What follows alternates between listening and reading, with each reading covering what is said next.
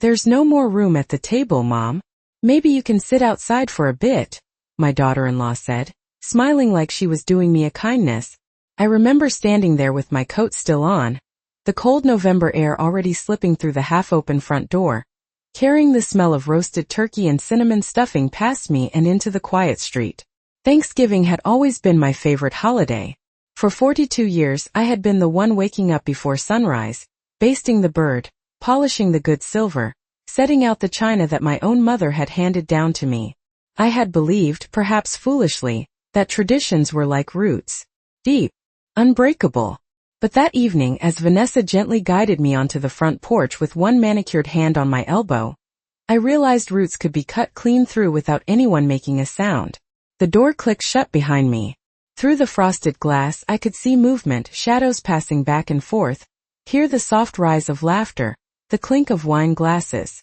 My son Brian's voice drifted out, warm and animated in a way it never seemed to be when he spoke to me anymore. I told myself not to make a scene. At 68, dignity is sometimes the only possession you have left. So I sat down on the wooden porch swing that Brian's father had built 30 years ago, back when this house still felt like mine. The temperature had already dropped to the low 40s, and the wind carried the dry rustle of fallen maple leaves across the yard. I pulled my coat tighter and watched my breath form pale clouds in front of me. A neighbor's dog barked somewhere in the distance. Cars passed with their headlights on, families heading home to warmth, to belonging. I wondered how it was possible to feel so visible and invisible at the same time. That was when I noticed the stray.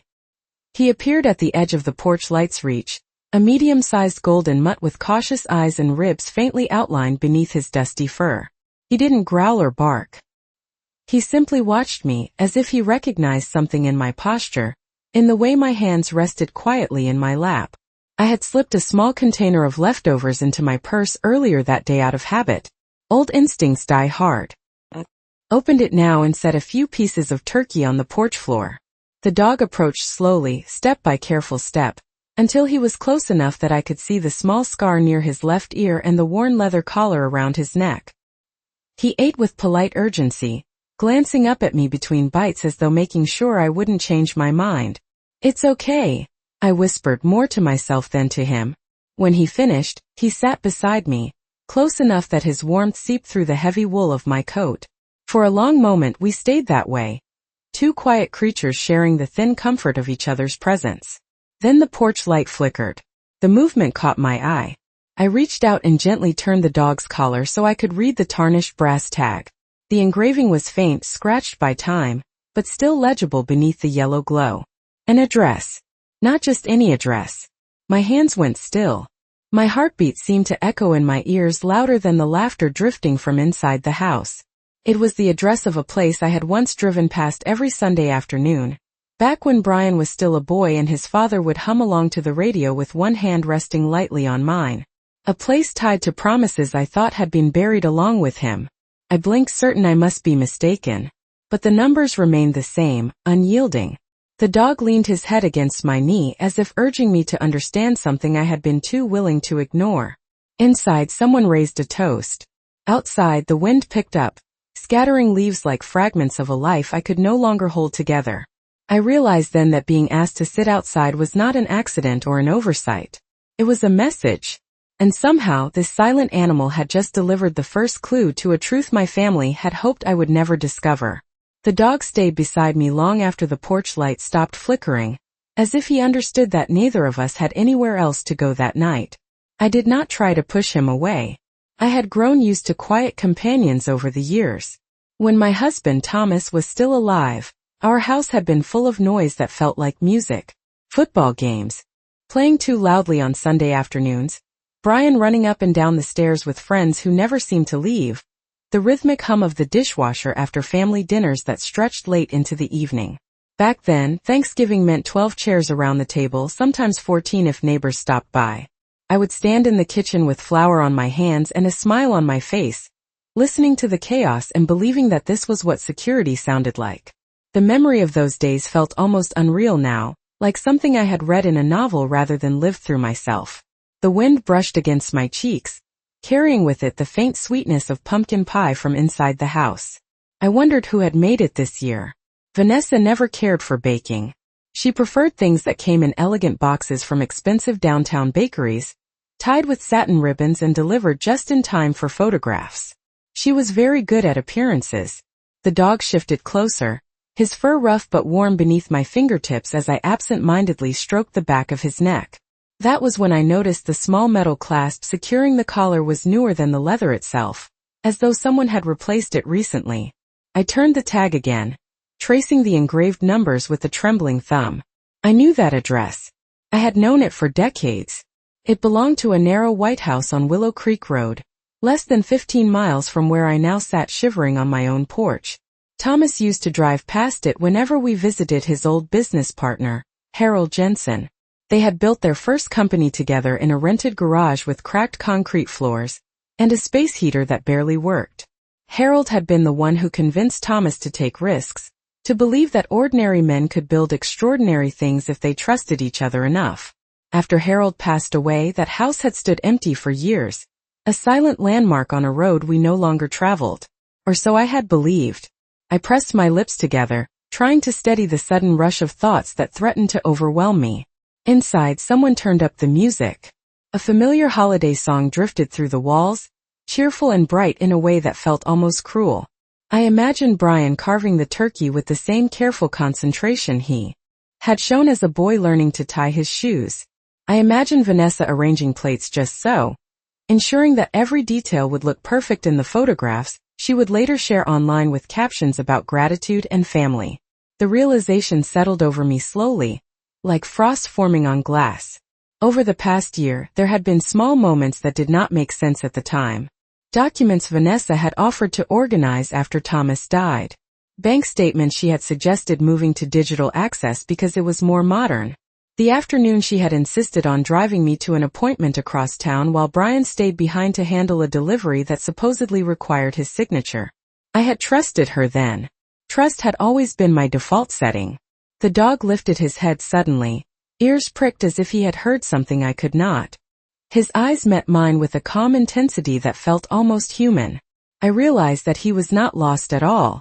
Someone had cared enough to fit him with a collar, to engrave that address, to replace a broken clasp. Someone had wanted him to be found.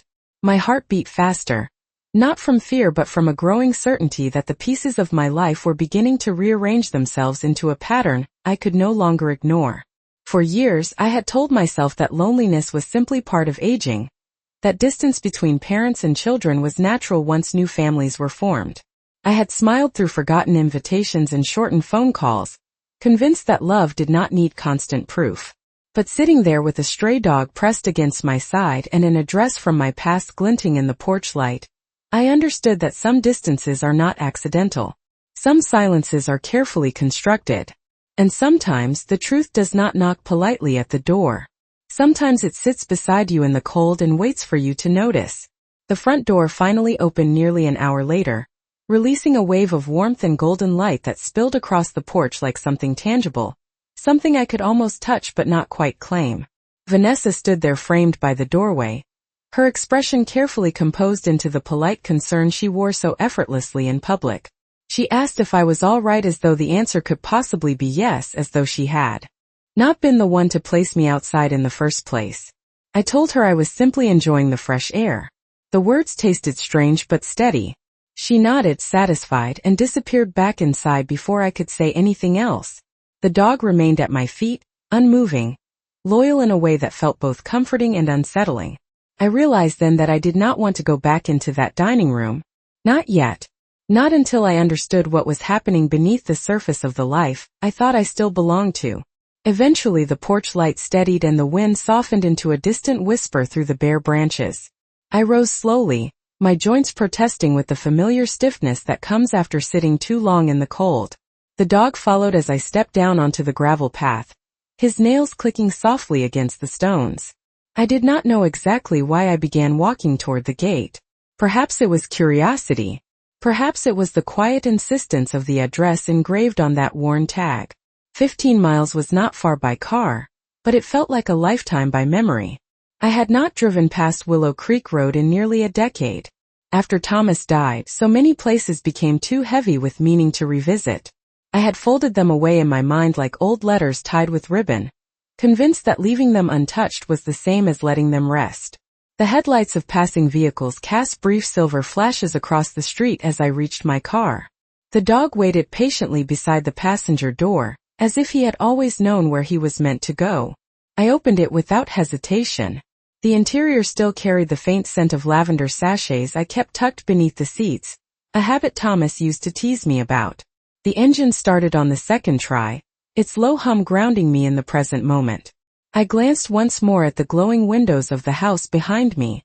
Silhouettes moved across the curtains, arms lifting glasses, heads tilting in laughter. It occurred to me that no one had noticed I was leaving. Or perhaps they had noticed and chosen not to care. Either possibility felt equally cold. The road stretched ahead in long ribbons of asphalt slick with fallen leaves. Streetlights passed in measured intervals, illuminating fragments of neighborhoods I had known for years without ever truly seeing. The dog sat upright in the seat beside me, his gaze fixed forward as though guiding the way. I thought about the months leading up to this night. Vanessa insisting that she would handle the household paperwork because it was too much for me. Brian suggesting that I sell certain investments since the market was unpredictable. The friendly young man who had come by with documents requiring my signature, smiling kindly as he explained that it was simply routine maintenance of existing accounts. I had signed because I trusted my son. I had signed because grief makes you tired in ways sleep cannot fix. As the town gave way to darker stretches of country road, a quiet realization settled into my chest. The address on the collar was not a coincidence. It was a thread. And if I followed it far enough, I might finally see the shape of the tapestry that had been woven around me without my knowledge. When the familiar white mailbox of Willow Creek Road appeared in the beam of my headlights, my hands tightened on the steering wheel. The house beyond it stood silent beneath a pale wash of moonlight, its windows dark but intact, as though waiting patiently for someone to remember it existed. I parked at the edge of the gravel driveway and sat there for a moment, listening to the ticking of the cooling engine. The dog nudged my hand gently, urging me forward. I stepped out into the crisp night air, the scent of pine and distant wood smoke filling my lungs. Somewhere far behind me, Thanksgiving dinner continued without interruption. Here on this forgotten stretch of road, the past was beginning to speak again. And for the first time in a very long while I was ready to listen. I stood at the edge of the gravel driveway for several seconds before moving, allowing my eyes to adjust to the pale silver light that covered everything like a thin veil. The white house on Willow Creek Road looked smaller than I remembered, as though time had quietly folded in its corners. The porch steps creaked softly under my weight, a familiar sound that tugged at something deep inside my chest. Thomas and Harold had once sat on these very steps drinking lukewarm coffee from paper cups while discussing contracts and dreams that seemed impossibly large for two men with grease on their hands and hope in their voices. I could almost hear them now if I closed my eyes. The dog moved ahead of me with quiet certainty, his tail low but steady, leading me toward the front door that hung slightly ajar. A faint line of light stretched across the worn wooden floor just beyond the threshold. I hesitated only briefly before pushing the door open wider. The air inside smelled of dust and something else, something recent. Someone had been here. The living room still held the same narrow sofa covered in a faded blue slipcover, the same crooked painting of a river that Harold had insisted was valuable, though Thomas always teased him about his taste. But there were new things too. A small folding table near the window, a stack of neatly arranged files bound with rubber bands, a portable lamp casting a cone of yellow light over papers that looked far too official to be left in a place like this by accident. My pulse quickened as I stepped closer. The dog settled at my side, his presence grounding me in a way I did not fully understand. I reached for the top folder with fingers that trembled despite my efforts to remain calm.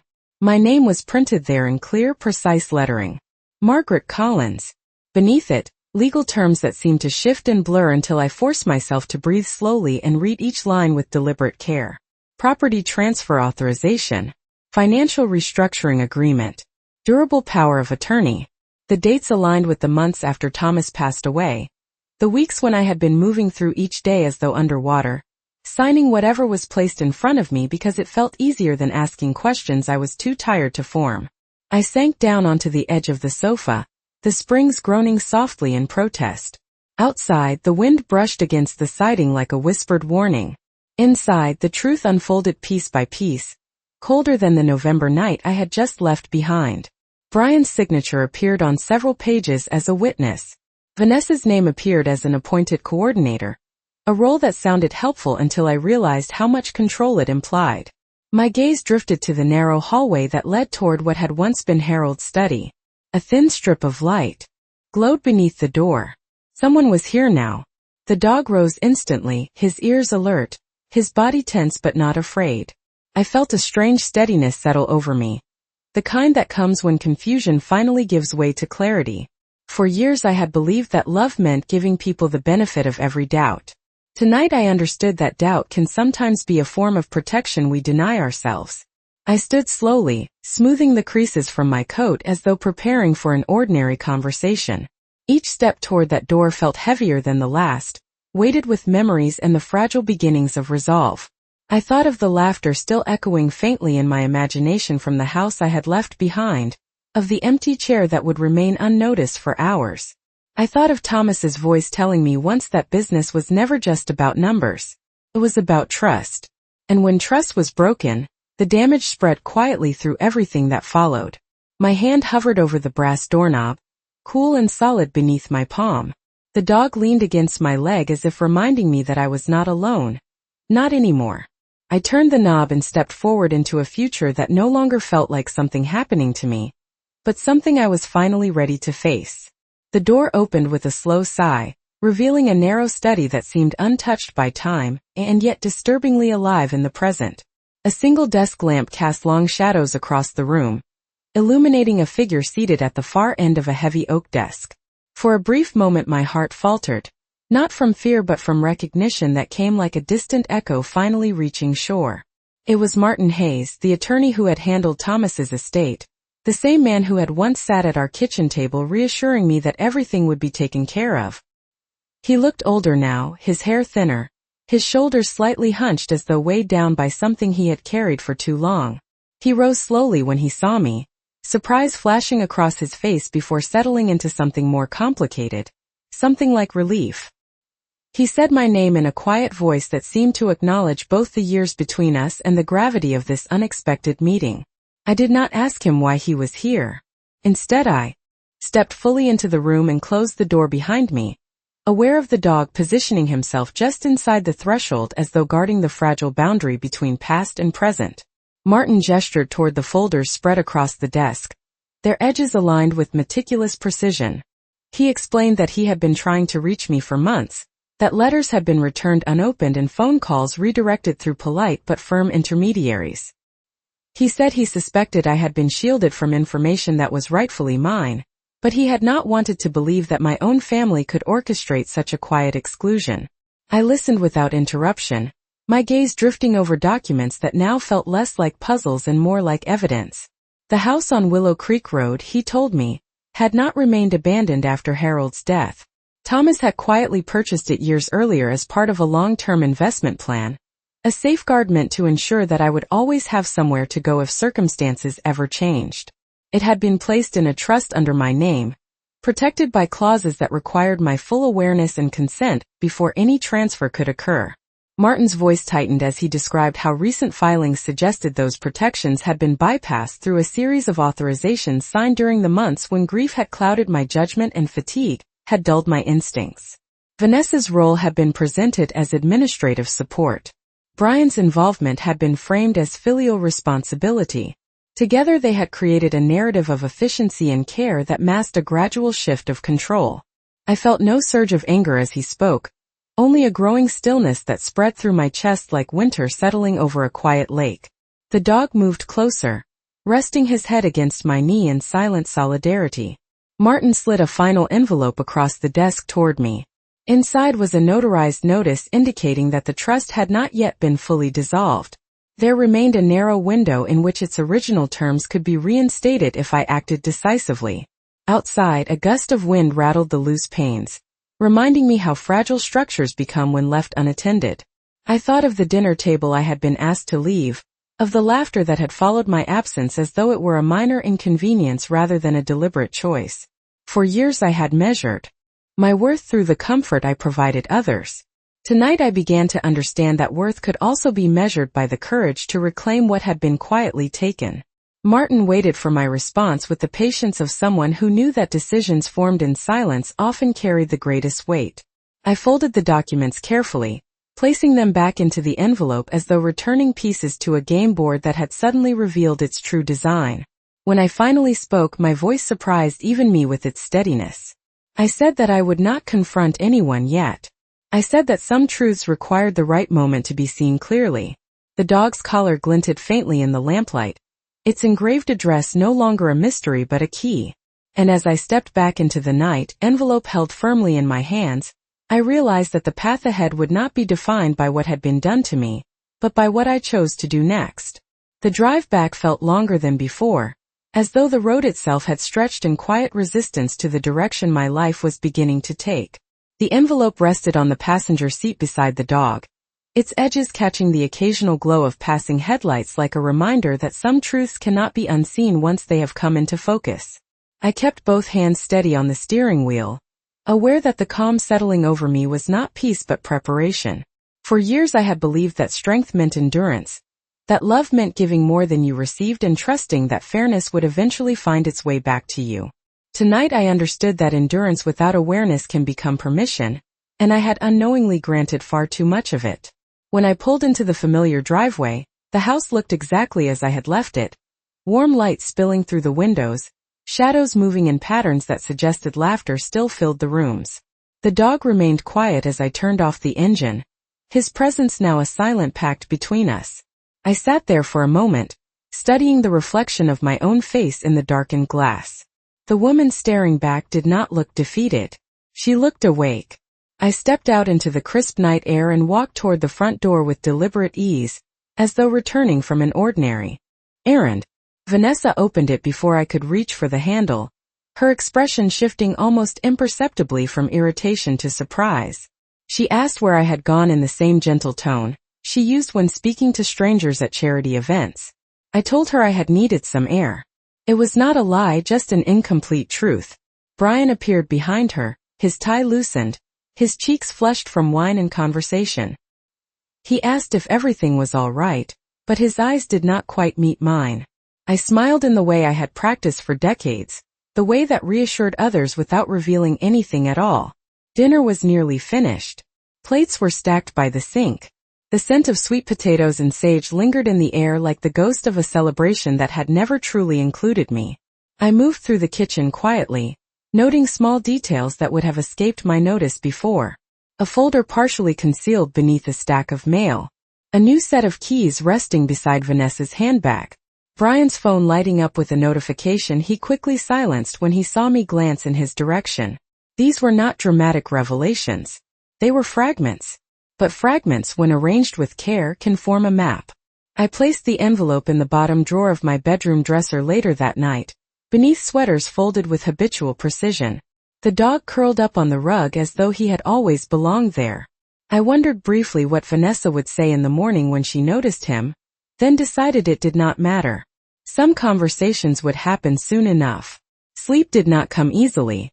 Instead I lay awake listening to the quiet rhythm of the house settling around me, each creak and sigh carrying memories of a life that had felt secure for so long. I thought of Martin's words, of the narrow window that remained open if I chose to act. I thought of Thomas's steady belief that foresight was a form of love.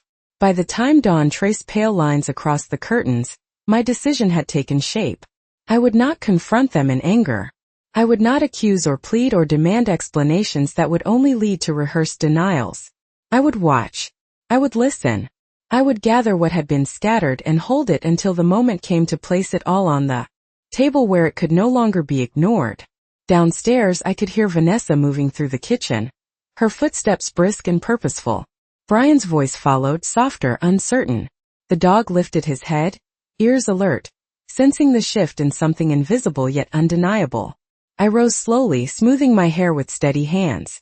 There is a particular clarity that arrives when illusions fall away. It does not shout. It does not rush. It simply waits for you to step into it.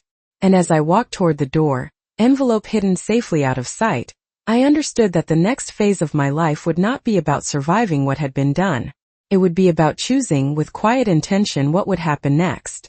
The days that followed unfolded with an unsettling normalcy that felt almost rehearsed, as though the house itself had learned how to perform a version of peace while hiding fractures beneath its polished surfaces. I moved through my routines with deliberate care, waking early to brew coffee in the same chipped porcelain pot Thomas had once insisted was lucky, watering the small row of indoor plants that Vanessa claimed she never had time to notice, folding laundry that no longer seemed to include anything that belonged to me. The dog stayed close, his quiet loyalty becoming a constant presence that required no explanation. Vanessa did not ask where he had come from. Instead, she commented on the inconvenience of pet hair with a tight smile that never reached her eyes. Brian avoided the subject entirely. It was in these small silences that I began to see the outline of their intentions more clearly than any confrontation could have revealed. I started paying attention to details I had once dismissed as unimportant. The way Vanessa lowered her voice when she spoke on the phone in the next room. The way Brian lingered by the mailbox each afternoon, sorting through envelopes before bringing the rest inside.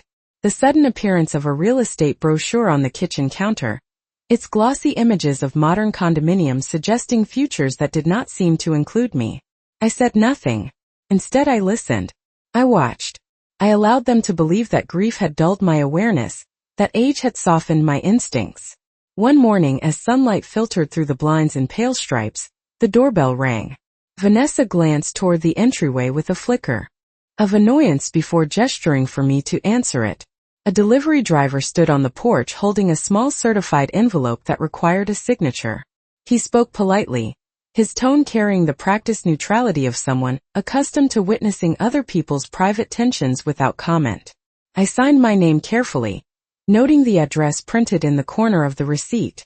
Willow Creek Road. My pulse steadied rather than quickened. Inside the envelope was a notice confirming an upcoming review of the trust Martin had mentioned, a formal reminder that time was moving whether I acted or not. I placed the document in the same dresser drawer as the others, building a quiet archive of evidence that would soon demand acknowledgement. That afternoon I drove to the local bank branch under the pretense of updating my identification records. The young woman at the counter greeted me with cheerful efficiency, her nails painted a shade of blue that reminded me of summer skies long gone. She printed transaction histories at my request without hesitation, unaware that each page she handed me felt like a missing piece returning to its rightful place. Transfers, authorizations, withdrawals that had been justified in conversations I barely remembered having. I thanked her sincerely. It was important to remain gracious. Anger clouds judgment, and I could not afford to see anything less than clearly now. When I returned home, Vanessa was arranging fresh flowers in a crystal vase as though preparing for guests who had not yet been invited. She asked where I had been in that same careful tone, light but probing. I told her the truth in fragments. Errands, appointments, small tasks that filled the hours. She nodded, satisfied with the illusion of transparency. That evening Brian mentioned casually that they had been considering renovations, perhaps even a move closer to the city where opportunities were expanding.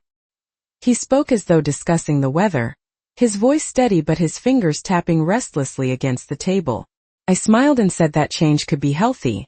It was not until later, as I stood alone by the window watching the dog circle the yard beneath a rising moon, that I allowed myself to acknowledge the depth of what was unfolding. This was not a single betrayal. It was a gradual rewriting of my place in the world, carried out with politeness so persistent it almost felt kind. Yet, kindness does not erase intention. The documents hidden in my drawer, the address engraved on a worn collar, the attorney waiting for my decision. All of it formed a quiet momentum that would soon require action. And as I turned away from the glass, drawing the curtains with steady hands, I understood that patience was no longer just survival. It was strategy. I began preparing the stage long before anyone realized there would be a performance. The house continued to move through its familiar rhythms, mornings scented with coffee and detergent, evenings softened by television light and polite conversation that never quite reached the heart of anything real. Vanessa spoke more often about future plans now, about listings she had bookmarked and neighborhoods she claimed would be perfect for a fresh start. Brian listened with a seriousness that looked like responsibility but felt more like resignation. I allowed their words to pass through me like wine through open curtains. Inside, I was arranging something far more deliberate. I scheduled a meeting with Martin under the pretense of updating estate paperwork. We chose a small office downtown with large windows and neutral carpeting that seemed designed to absorb secrets without leaving a trace. He laid out the documents one by one, explaining timelines and contingencies with the patience of someone who understood that clarity is a form of protection. The trust could still be restored. The transfers could still be contested. But the process would require evidence not only of oversight, but of intention. I thought of the bank statements folded carefully in my handbag, of the certified notice waiting in my dresser drawer like a quiet alarm clock counting down the minutes. I signed what needed signing, each stroke of the pen feeling less like surrender and more like reclamation. When I returned home that afternoon, Vanessa was seated at the dining table with a notepad and a calculator, her expression bright with purpose. She told me she had found a buyer who was willing to make a generous offer if we acted quickly. She said the timing was perfect, that new beginnings often come disguised as difficult decisions. I nodded thoughtfully, as though considering the wisdom in her words. The dog lay beneath my chair, his steady breathing a reminder that truth does not rush. That evening I suggested we host a small family dinner the following week, a simple gathering to discuss plans openly and celebrate the season before everything changed. Vanessa's eyes lit up with approval. Brian looked relieved, as though harmony had been restored without effort. They agreed immediately, unaware that invitations can sometimes function as summons. Over the next few days I moved with quiet efficiency.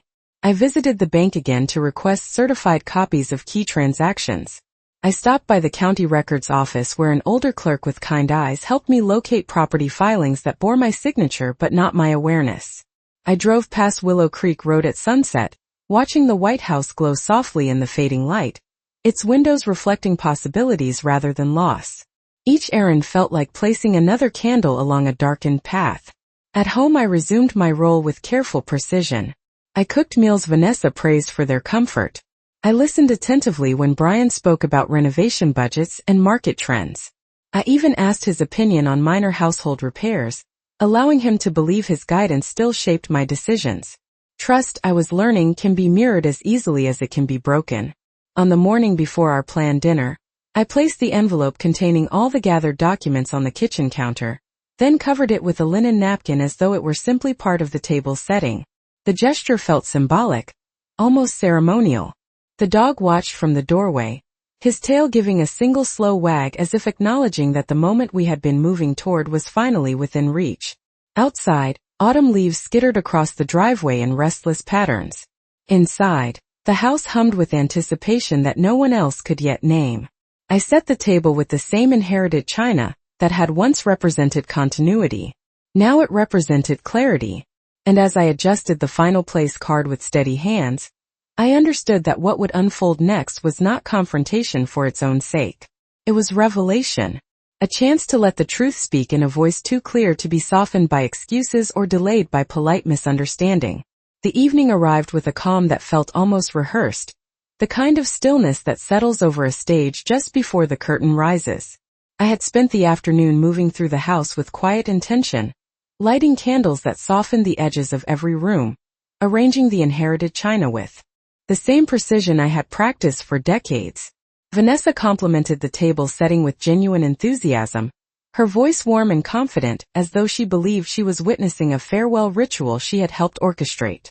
Brian poured wine with careful hands, his smile polite but distracted, already half occupied by thoughts of future plans he assumed were inevitable. The dog lay near the fireplace, watching everything with steady eyes that seemed to understand more than anyone else in the room. We began dinner with the usual exchange of gratitude, words spoken out of habit rather than reflection. I listened to their conversations about market trends and relocation timelines, about square footage and renovation costs, about how change could open doors that had long remained closed. Their certainty was almost comforting in its predictability. When the plates were cleared and dessert had been served, I reached for the linen napkin resting beside my place setting and folded it slowly into my lap. The envelope beneath it lay exactly where I had placed it that morning, patient and silent. I lifted it without ceremony and set it in the center of the table. For a moment no one spoke. The ticking of the kitchen clock seemed louder than usual, marking seconds that would soon divide one chapter of our lives from the next. Vanessa's expression shifted first, curiosity giving way to a flicker of calculation she could not quite conceal. Brian glanced between us, uncertainty tightening his jaw. I told them that I had been reviewing some paperwork, that it seemed wise to clarify a few details before any decisions were finalized. My voice remained steady, almost gentle. I slid the documents from the envelope one by one, allowing the printed words to carry their own weight. Property filings, bank transfers, notices bearing official seals that reflected candlelight like small, unblinking eyes. I explained what I had learned in simple terms, not accusing, not pleading, merely presenting facts that no longer required interpretation. Vanessa reached for a page and read quickly, her confidence thinning with each line. Brian's shoulders sank as though he were finally feeling the gravity he had spent months avoiding. Outside, the wind moved through the trees in long whispering sighs. Inside, the truth settled over us with quiet finality. I told them that the trust remained intact, that steps had already been taken to restore its original protections. I said that the house on Willow Creek Road would remain mine, just as Thomas had intended. More importantly, I told them that I would be moving there within the week. Not because I had been pushed out, but because I was choosing to step into a life no longer defined by their assumptions. Vanessa began to speak, her words carefully arranged into explanations about misunderstandings and good intentions. I listened without interruption, recognizing the familiar cadence of persuasion that had once seemed reassuring. When she finished, I thanked her for her concern. Brian looked at me then with an expression I had not seen since he was a child, a mixture of regret and dawning awareness. I placed my hand briefly over his, offering a comfort that did not erase consequences but acknowledged shared history. The dog rose and came to stand beside me, his presence a quiet affirmation that companionship can arrive in unexpected forms. I gathered the documents, returning them to the envelope with measured care. The candles burned low, their flame steady despite the shifting air. I realized that closure does not always arrive with raised voices or dramatic gestures. Sometimes it comes in the form of clarity spoken softly across a table that once represented belonging. As I stood and walked toward the hallway to begin packing what little I would take with me, I felt something inside me loosen at last. Not bitterness, not sorrow, simply the recognition that kindness had never been weakness. It had been patience. And patience, when guided by truth, becomes power.